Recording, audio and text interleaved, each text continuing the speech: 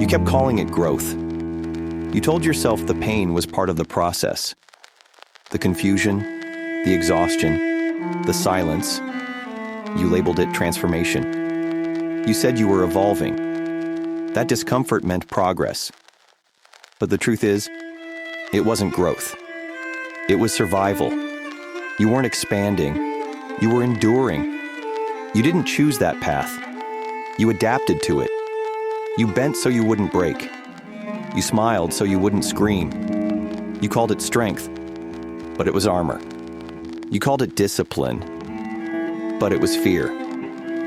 You kept moving forward, not because you were inspired, but because you were afraid to stop. There's a difference between becoming more of yourself and abandoning yourself just to keep going. You mistook numbness for maturity, detachment for wisdom. You thought you were shedding layers, but you were disappearing, bit by bit, step by step, until the reflection you called growth no longer looked like you. Survival isn't shameful, but it's not the destination. It's not where you build your life. It's where you pause. It's where you breathe. And eventually, it's where you leave. But you stayed. You built routines around the pain. You made a home in the void. And now, you wonder why it still feels hollow, even after all that effort. Because you never stopped to ask, is this growth? Or am I just surviving again?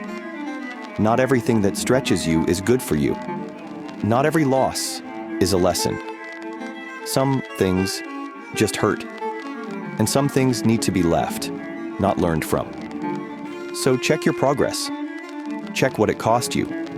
And ask yourself, who have I become trying to grow? If the answer feels unfamiliar, maybe the path wasn't growth after all. Maybe it was survival dressed in spiritual language.